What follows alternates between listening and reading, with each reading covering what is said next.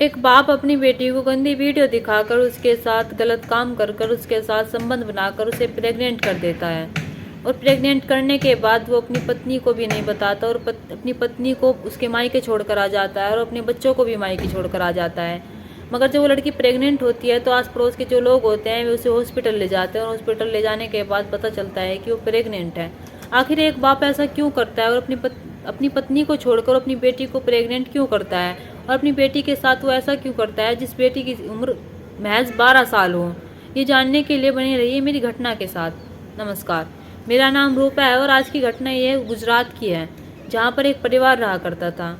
वहाँ पर एक महेश नाम का व्यक्ति रहता था जिसके 2 बच्चे थे और उसकी एक बीवी थी। 2 बच्चों में से उसका एक बच्चा 10 साल का था और एक बच्ची 6 साल की थी। एक लड़का था और एक लड़की थी।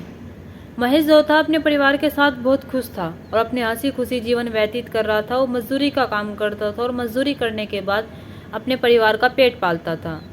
मगर महेश जब शाम का समय होता था और अपनी पत्नी के करीब जाने की कोशिश करता था तो उसकी पत्नी जो होती थी उसे आने नहीं देती थी अपने करीब, और अगर आने देती थी तो उसे दूर कर दिया करती थी।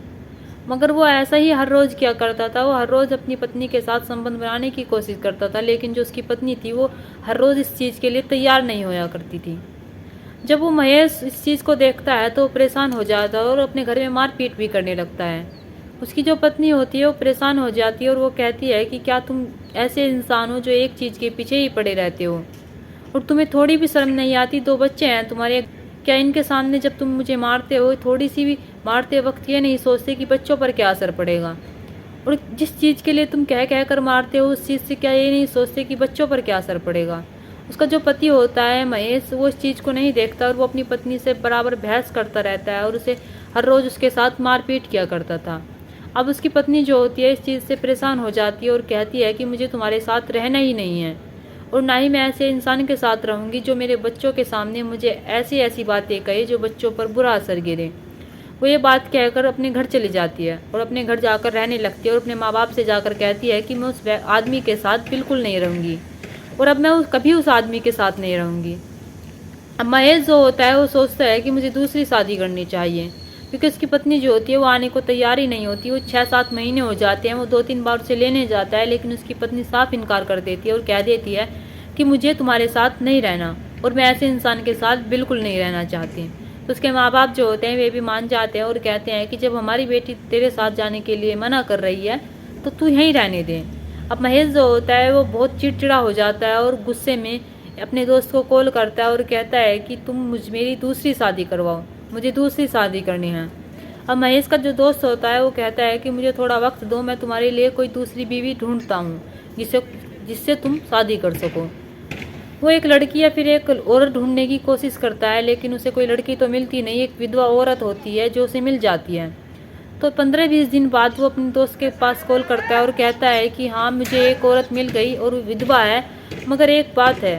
वो कहता है कि क्या क्या तुम एक विधवा औरत से शादी करना चाहोगे? वो कहता है कि हाँ मैं करना चाहूँगा, लेकिन उसकी एक बेटी है 12 साल की, क्या तुम उसे अपनाना चाहोगे? क्योंकि वो जो औरत है वो अपनी बेटी को भी साथ लाना चाहती है, उसे कहीं छोड़ना नहीं चाहती। तो महेश जो होता है वो कहता है कि ठीक है, मैं उसकी बेटी को भी अपनाने के लिए तैयार हूँ, उसकी बेटी को भी रखने के लिए तैयार हूँ, तुम बस मेरी शादी करवा दो।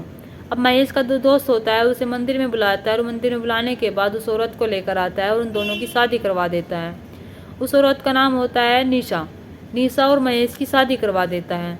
अब निशा और महेश शादी करने के बाद अपने घर आ जाते हैं और घर आने के बाद वे अपना अच्छा खासा जीवन व्यतीत कर रहे थे और निशा भी महेश को बहुत खुश रखती थी।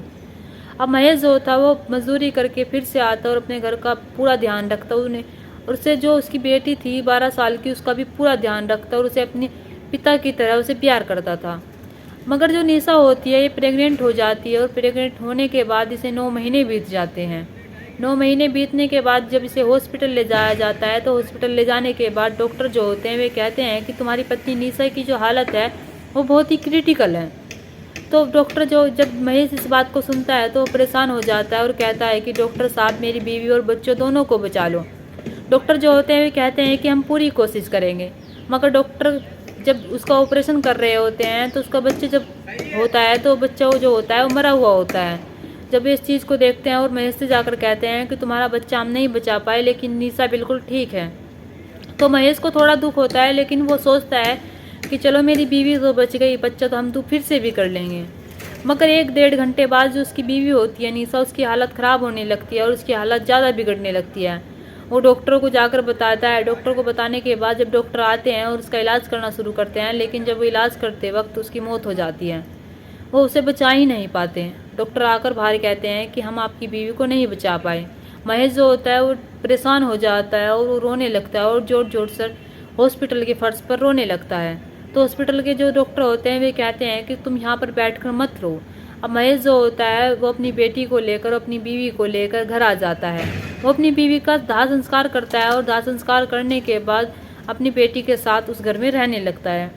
मगर वो 15-20 दिन बीत जाते हैं, उसकी जो हवस होती है वो बढ़ती है और वो सोचता है कि मैं अब क्या करूँ। मेरी पहली बीवी जो है वो अपने घर जाकर बैठ गई, दूसरी बीवी जो है वो मर गई। अब उसके घर में जो बेटी थी 12 साल की, वो उस पर गंदी गंदी निगाहें डालता था। अब उसे अपनी बेटी की तरह तो मानता था, लेकिन उसकी जो नीयत थी वो बदलने लगी थी। अब वो अपनी लड़की जो उसकी 12 साल की थी, उसकी बेटी थी, जिस सौतेली बेटी थी, उसे अपने पास बुलाता और अपने पास बुलाने के बाद उसे गंदी गंदी वीडियो दिखाया करता था। उसकी जो बेटी होती है वो कहती है कि पापा आप ये क्या कर रहे हैं, आप गंदे इंसान हैं, आप मुझे गंदी वीडियो दिखा रहे हैं। वो जब महेश होता है वो कहता है कि ये गंदी वीडियो नहीं है, ये ऐसी वीडियो है जो आगे चलकर तुम्हें सीख देगी। लेकिन जो 12 साल की लड़की होती है वो कहती है कि कोई सीख वाली बात नहीं है, ये गंदी वीडियो है और गंदी बात है, मेरी माँ मुझे बताया करती थी और सिखाया करती थी ये सब कुछ। अब महेश जो होता है वो 1 दिन 2 दिन वो हर दिन उसे वीडियो दिखाया करता था और वो हर बार ना कर दिया करती थी कि मुझे वीडियो नहीं देखनी। मगर जब वो हर रोज़ उसके साथ ये करता था तो वो लड़की जो होती है वो भी देखने लगती है और उसे भी उन वीडियो की लत लग जाती है। अब महेश जो होता था जब घर से बाहर होता था तो उसकी जो बेटी होती है वो उसका फ़ोन घर पर ही रख लिया करती थी और उसमें वही वीडियो देखा करती थी गंदी गंदी। जब वो वीडियो देखा करती थी तो उसका पिता जो होता था उसे पता लग जाता था कि मेरी बेटी ने आज ये सब देखा। तो जो उसका पिता होता है वो अब उसके साथ शारीरिक संबंध बनाने की कोशिश करता है, जिसमें उसकी बेटी विरोध भी नहीं करती। मगर जब वो शारीरिक संबंध बनाते बनाते उसे कई दिन बीत जाते हैं, हर रोज़ ऐसे ही चलता रहता है। उसकी जो बेटी होती है वो प्रेग्नेंट हो जाती है। प्रेग्नेंट होने के बाद जब महेश को इस बात का पता चलता है वो कहता है कि तुम घर में ही रहना, क्योंकि उसे जल्दी से पता नहीं लग पाता, क्योंकि 7वां-8वां महीना उस लड़की को लग चुका होता है। अब 7वां-8वां महीने लग चुका होता है तो महेश जो होता है वो कहकर जाता है कि तुम्हें अंदर ही रहना है, तुम बाहर मत निकलना। वो बाहर तो नहीं निकला करती थी, लेकिन कपड़े सुखाने के लिए ऊपर जाया करती थी। ऊपर जाने के बाद जब से आस पड़ोस के लोग देखा करते थे तो वे कहा करते थे कि बेटी अगर ये तुम्हारा पेट इतना कैसे निकल रहा है। तो वो 12 साल की जो लड़की होती थी वो झूठ बोल दिया करती थी और कहती थी कि ये मेरा ऐसे ही निकल रहा है, खाने पीने से हो रहा है।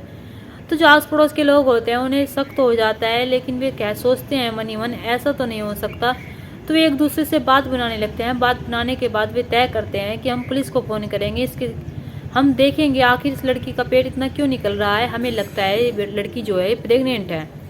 अभी पुलिस वालों को कॉल करते हैं और उन्हें बताते हैं कि एक घर में ऐसे ऐसे एक पिता और बेटी रहती है, उसकी जो बेटी है उसका पेट बहुत निकल रहा है और मुझे लगता है कि वो प्रेग्नेंट है और उसकी उम्र महज 12-13 साल है। तो जब पुलिस वाले इस बात को सुनते हैं तो पुलिस वाले उसके घर जाते हैं और घर जाने के बाद उस लड़की को देखते हैं तो वाकई में वो प्रेग्नेंट होती है। उसके पास जाकर देखते हैं जब, तो उस लड़की को जो होते हैं वे हॉस्पिटल ले जाते हैं और हॉस्पिटल ले जाने के बाद उसका चेकअप करवाते हैं। चेकअप करवाने के बाद जब पता चलता है कि वो लड़की प्रेग्नेंट है तो पुलिस वाले जो होते हैं उससे पूछताछ करते हैं। पहले तो वो बताती है कि मुझे नहीं पता। वे क्या पूछते हैं कि आखिर तुम 13 साल की उम्र में माँ कैसे बन गई और तुम्हें माँ बनाने वाला व्यक्ति कौन है। तो लड़की जो होती है वो कहती है कि मुझे नहीं पता और वो बताती नहीं है। अब पुलिस वाले जो होते हैं वो महेश को बुला कर लाते हैं, वो महेश को गिरफ्तार करते हैं और महेश को गिरफ्तार करने के बाद उससे पूछताछ करते हैं और उससे पूछते हैं कि तुम्हारी बेटी प्रेग्नेंट कैसे हुई और इसकी उम्र ही क्या है। इसकी उम्र अभी 12 साल है। तो महेश जो होता है वो कहता है कि मैं कुछ नहीं जानता। तो उसके आस पड़ोस के जो लोग होते हैं उनमें से एक औरत होती है, वो उस लड़की के पास जाती है, उस लड़की से प्यार से पूछती है और पूछती है कि बेटा आखिर तुम्हारे पेट में जो बच्चा है किसका है। तो वो लड़की जो होती है वो रोने लगती है और ज़ोर ज़ोर से रोने लगती है और कहती है कि ये बच्चा मेरे पिता का है।